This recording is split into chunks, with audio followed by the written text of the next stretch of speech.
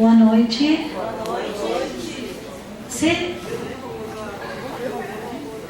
estiverem ainda algumas pessoas do lado de fora, eu sei que escutam quando estão próximos, convidamos todos a se aproximarem. E nós vamos dar continuidade ao nosso primeiro colóquio internacional de Stein, com a nossa primeira mesa redonda deste evento. E nós estamos muito felizes pela presença de todos vocês e, obviamente, dos estudiosos que há muitos anos estão prestigiando os nossos eventos, simpósios, colóquios de Stein, com a sua presença. Nós temos então o tema da nossa mesa redonda, Edith Stein e a fenomenologia. Esperamos que essa mesa redonda sirva também para conhecer um pouco mais a pessoa, a figura de Edith Stein, o seu pensamento, o seu relacionamento com a fenomenologia de Husserl e a sua própria proposta. E nós temos 3 estudiosos já conhecidos há muito tempo e muito queridos a nós, que sempre ficam prontos quando a gente chama, quando a gente convida. Então temos o professor Juvenal Savian Filho, que chamamos para a mesa, para compor a mesa, em primeira pessoa. Ele é professor da Universidade Federal de São Paulo, a Univesp, coordenador do programa de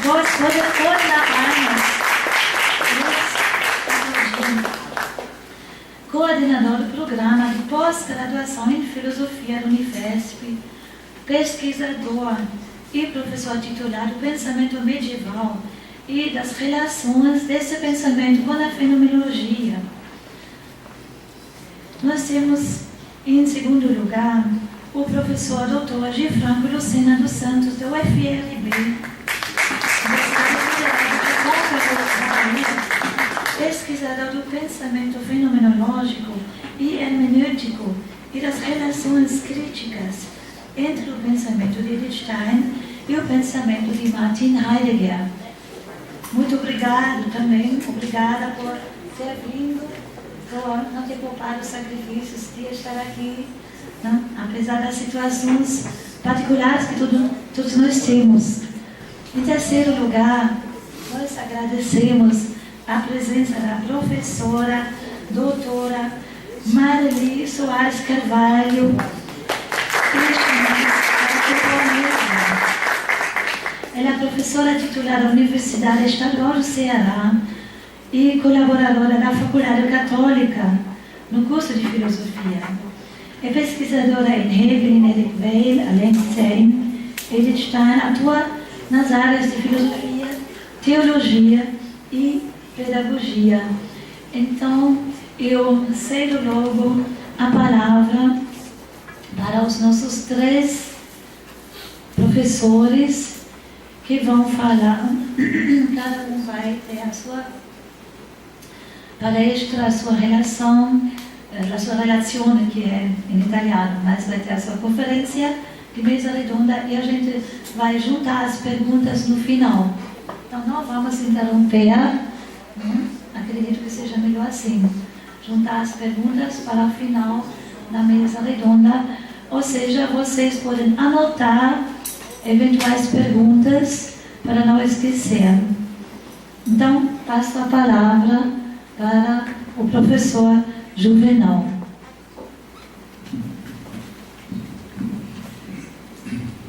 Em primeiro lugar, gostaria de agradecer pelo convite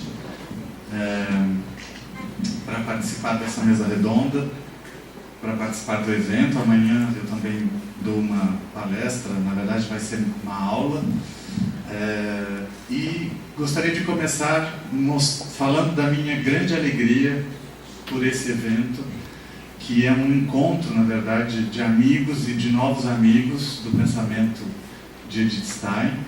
É uma grande alegria ver como aqui em Fortaleza o estudo de Edith Stein tem se fortalecido. Então, agradeço e parabenizo a professora Úrsula, a professora Marli, a professora Celeste, que são da Estadual, mas que juntas trabalham com filosofia, aos alunos que participaram da organização, aos que vieram pelo interesse, pelo pensamento de Edith Stein, e agradecer aos amigos que vieram de São Paulo também, em especial a Clio, a Dona Miriam,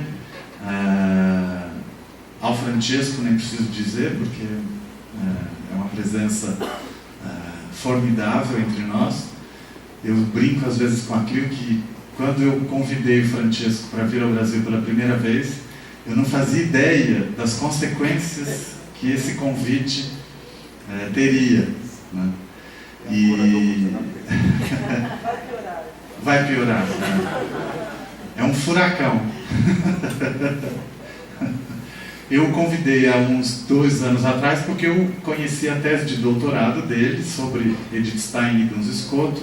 Escrevi a ele me enviou a tese, eu achei muito bem feita e o convidei para o congresso de Salvador, do qual no fim não pude participar, mas a partir desse momento se desencadeou um processo que a gente não controla mais. Pois bem, nesse clima de amizade, eu fiquei pensando como falar do tema Edith Stein e a fenomenologia. E tomei uma decisão um pouco arriscada. A decisão de falar como eu vejo a Edith Stein. É algo um pouco delicado porque eu tenho uma ligação muito afetiva com o pensamento steiniano, não só uma relação intelectual, porque no fundo a obra da Edith Stein me salvou um pouco, me salvou na verdade, numa certa fase da minha história pessoal. E então eu não posso ir por esse caminho. Eu vou tentar mostrar como, do ponto de vista filosófico, a Edith Stein me trouxe muita coisa a pensar. Portanto, ao dizer isso, eu espero mostrar como eu a vejo. Último comentário, antes de começar, eu, ao preparar, comecei a tremer de medo, porque eu sabia que eu ia falar na frente do Francesco, na frente da Úrsula, na frente do Gil Franco, da Marli, das doutorandas em Edith Stein, possivelmente de algum steiniano que está aí no meio, né, que não se revelou ainda. Então eu decidi escrever. Eu vou ler, se ficar muito chato, eu tento improvisar, mas eu escrevi um caminho em que eu partilho com vocês, inclusive o modo como eu cheguei nisso aqui que eu vou apresentar, né? Eu escrevi de uma forma bastante coloquial, espero que não fique muito difícil nem chato.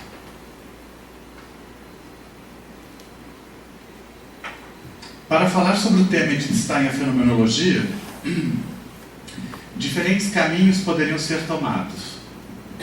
Pretendo partilhar nesta mesa redonda o modo como vejo o pensamento de Edith Stein, que foi de extrema importância em um momento de minha formação e continua a ser, pois com ela aprendi a pensar. A Úrsula já me apresentou como um estudioso do pensamento medieval, então minhas teses foram todas em Idade Média, né? Filosofia na Idade Média. De modo que ler Edith Stein de fato foi uma descoberta, a ponto de eu poder dizer que foi com ela que eu aprendi a pensar. Porém, como o tema Edith Stein, a fenomenologia, é muito grande, muito amplo, e como são enormes os riscos de me desviar de sua obra, falando de coisas minhas e não do que ela escreveu, procurei encontrar um critério que justificasse o meu modo de ver o pensamento steiniano. Ao preparar minha contribuição, percebi que se começasse dizendo coisas como Edith Stein uniu fenomenologia e filosofia medieval, ou Edith Stein atualizou a filosofia escolástica por meio da fenomenologia, ou ainda, Edith Stein pensou o que pensou por causa da fé cristã. Se eu dissesse qualquer coisa desse tipo, eu estaria tomando como ponto de partida aquilo que foi o ponto de chegada de Edith Stein. O risco, portanto, seria insinuar que Edith Stein, desde o início da sua atividade filosófica, já tinha um fio da meada ou uma preconcepção de onde ela desejava chegar, de modo que só bastou a ela desenrolar esse fio ou desenvolver essa preocupação para construir a sua filosofia. Porém, qualquer um de nós que se aproxime de Edith Stein e comece a estudar a sua vida, a sua obra, se dá conta de que aquilo que nós chamamos de pensamento steiniano ou de filosofia de Edith Stein é algo que foi por ela construído num combate em diversas frentes ao longo de toda a sua vida. Não podemos dizer, por exemplo, que o monumento por ela construído em ser finito e ser eterno, ou a pedra preciosa que ela burilou na ciência da cruz, já estava na mente dela quando, aos 22 anos, ela se mudou para Gotinga a fim de estudar fenomenologia. Em outras palavras, corremos o risco de tornar homogêneo e sistemático um pensamento que se construiu no combate em todos os instantes, terminando na oferenda da sua própria vida. Para exprimir melhor o que eu quero dizer, proponho um exercício. Pensemos se faria sentido dizer que Edith Stein seguiu Russell, criticou Heidegger, encontrou Santo Tomás, porque ela já tinha em vista, como se diz, conciliar fé e razão, ou chegar a uma filosofia da criação, como ela fará em Ser Finito e Ser Eterno. Ou pensemos em nós mesmos. Suponhamos que nós nos tornemos filósofos e que depois da nossa morte, quando alguém estudar o nosso pensamento, fará uma afirmação correta se disser que nós pensamos o que nós pensamos hoje, agora, porque nós já temos em mente o que pensaremos daqui a 20 ou 30 anos. Eu, pelo menos, não garanto que eu vou pensar daqui a 10 minutos. Então, se alguém dissesse, quando eu morrer, vamos supor que eu vire filósofo, quando eu morrer, alguém disser que eu já pensava no começo, que eu escrevi 30 anos depois, vai estar dizendo uma coisa sem sentido. E isso é um risco de nós fazermos com Edith Stein, repetindo esses clichês, né? Ela escreveu o que escreveu porque queria defender a fé, ou porque queria juntar com a filosofia medieval, ou porque queria muitas coisas, né?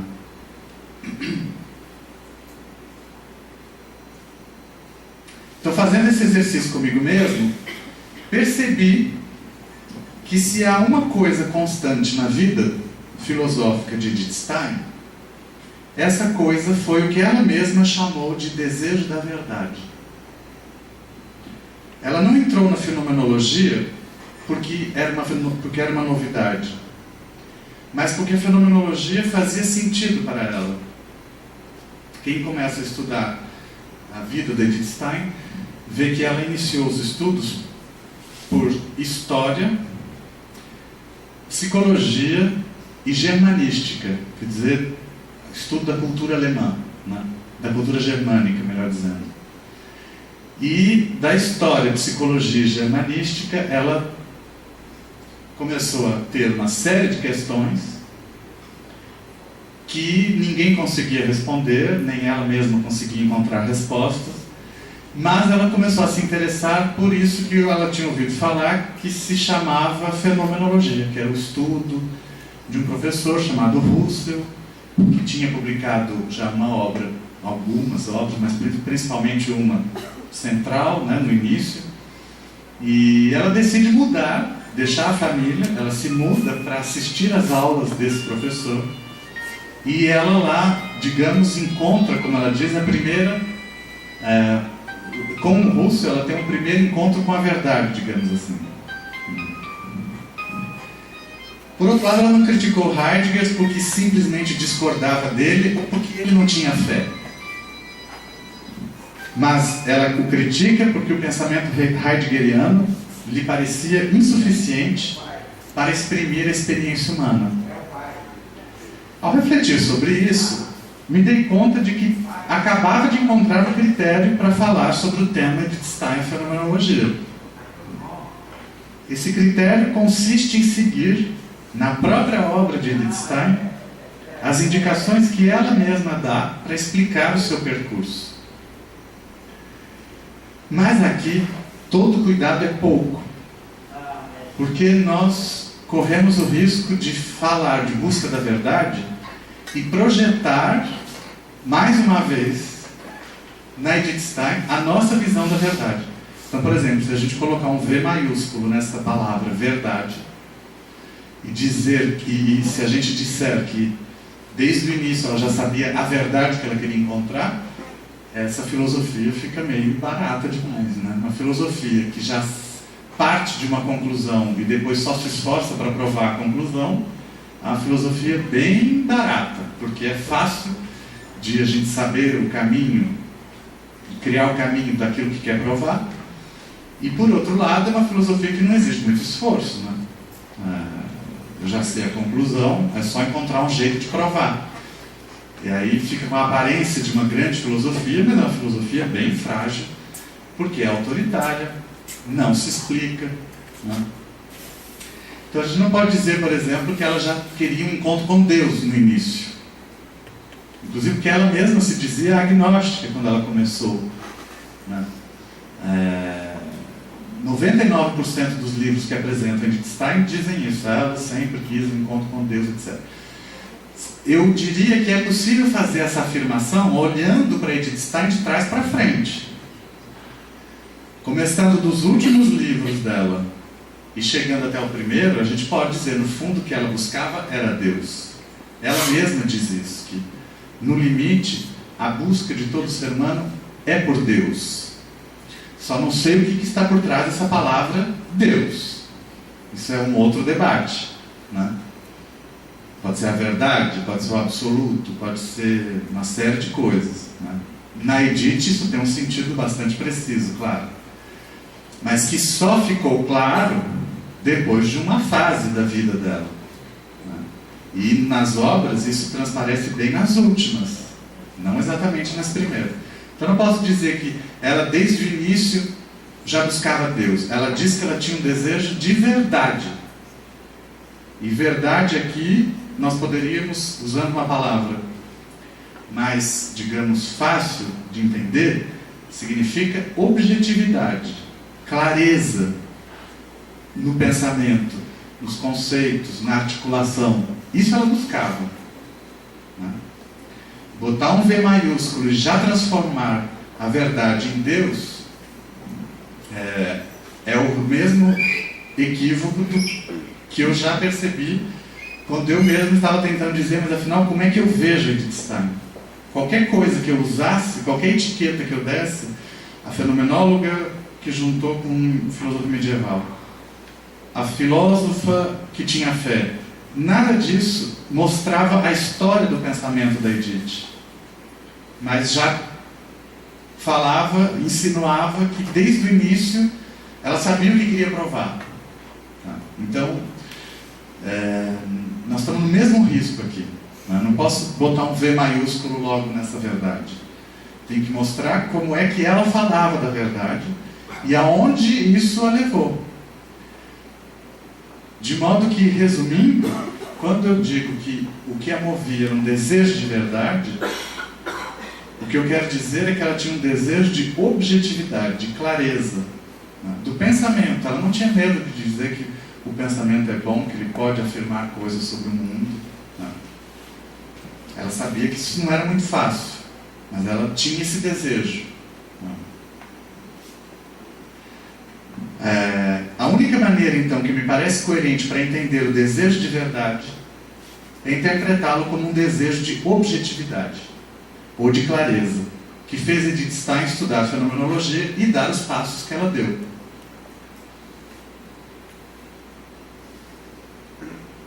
Esse desejo de objetividade ou clareza permanece mesmo naquilo que alguns costumam chamar de fase mística. Porque a mística de Edith Stein não é uma mística irracionalista, de rompimento com o pensamento. Pelo contrário, é uma mística que reconhece a insuficiência do pensamento e do discurso racional perante a realidade divina. mas sem pagar o preço de anular a possibilidade humana de perceber um sentido inteligível, mesmo quando precisamos afirmar que a razão é limitada. Porém, embora eu tivesse encontrado na própria obra de Edith Stein o critério para falar da sua relação com a fenomenologia, eu precisava escolher alguns textos, que eu não consigo falar sem textos do próprio filósofo. Então eu escolhi um texto curto, em que ela fala do que ela considera a fenomenologia como uma visão de mundo, como uma cosmovisão. Aliás, é um texto que acabou de ser publicado e traduzido no Brasil pela revista de filosofia São Boaventura. Isso, obrigado, Franco. Revista Filosófica São Boaventura, do Instituto São Boaventura de Curitiba, que é inteirinho não, tem um artigo sobre Nietzsche, eu acho, mas 90% é consagrado a Edith Stein, e no final o editor traduziu esse texto que eu vou mencionar. Já aviso a vocês que a tradução tem problemas, porém ela não é ruim, dá para ler, mas não... O tradutor fez algumas escolhas que às vezes dificultam mais a compreensão, em português mesmo, né? E que, bom, enfim, isso já é quase desnecessário dizer. Mas está traduzido. E se chama, eu traduziria como a fenomenologia como cosmovisão. O tradutor colocou a mundivisão da filosofia, uma coisa assim, né? Ou o que significa cosmovisão em fenomenologia, algo do gênero. Pois bem, isso não importa. O que importa é que é desse texto que eu vou tirar as ideias de Edith Stein. E por quê? Porque nesse texto ela toma posição perante os dois fenomenólogos que mais a influenciaram, Russell e Heidegger. Então, se primeiro eu buscava um critério, e segundo, eu buscava o texto, o critério eu encontrei, é o que ela mesma chama de desejo da verdade, e o texto ela mesma escreveu, em que ela fala rapidamente sobre a fenomenologia. Rapidamente no bom sentido. Ela faz uma espécie de resumo, de condensado da fenomenologia. Nesse texto, Edith Stein esclarece que a fenomenologia não é uma simples visão de mundo, no sentido de uma opinião sobre a existência. Então, ela começa deixando isso bem claro. A filosofia não é só mais uma opinião sobre o mundo. Então, nesse sentido, ela não é uma visão de mundo.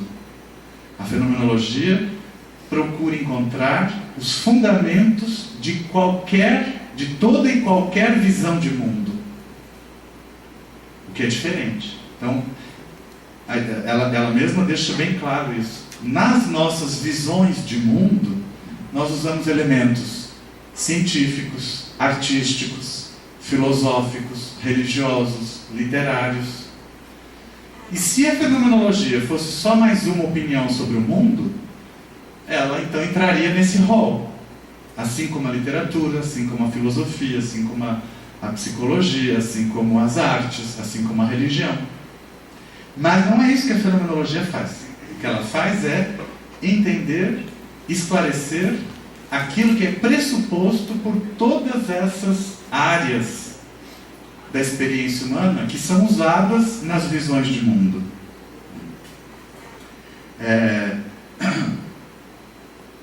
Não vou me demorar muito nesse ponto, porque inclusive o Francesco falou à tarde. Como é que a fenomenologia opera? Ela opera buscando entender como é que a consciência humana funciona. Então, antes de fazer física, matemática, arte, literatura, religião, filosofia, o que for, há um modo de operar da consciência humana. E é esse modo de operar da consciência que a fenomenologia investiga. Né?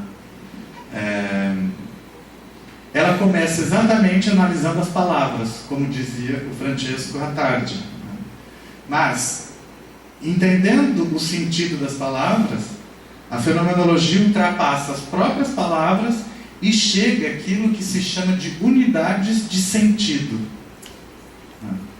As unidades de sentido são as mesmas em todas as culturas, em todos os povos.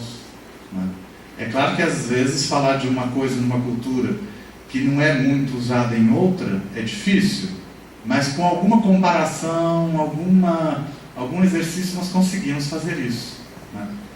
Mesmo falar de coisas que uma outra cultura não entende, né, nós conseguimos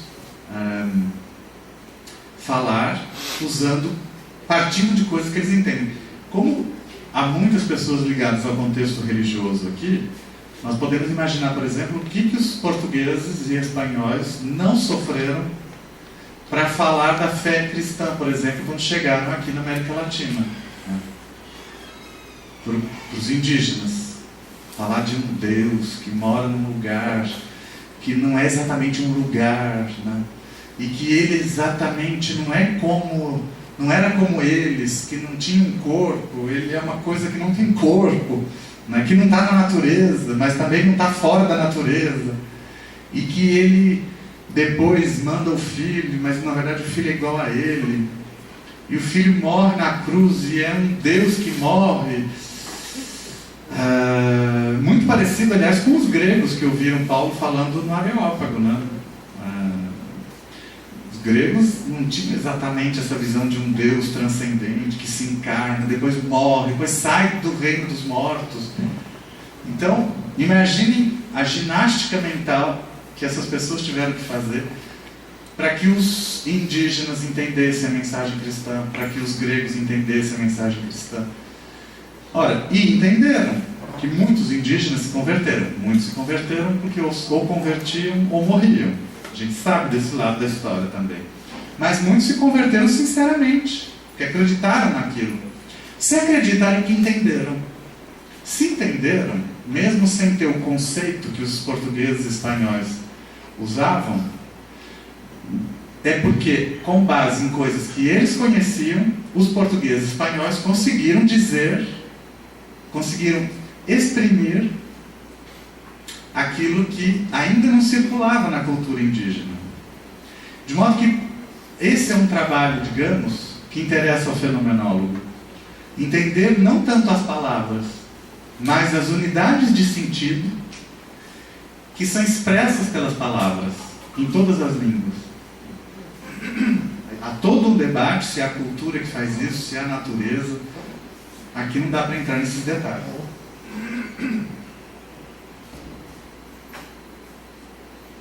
Esses exemplos que eu dei não estão no texto de Edith Stein.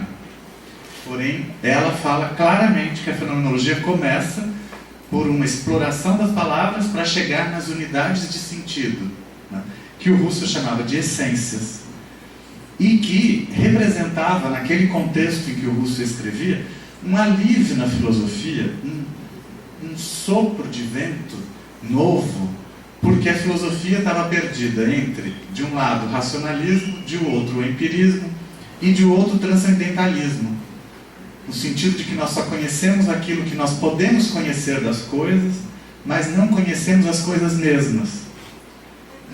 Nem conhecemos aquilo que está por trás da aparência das coisas.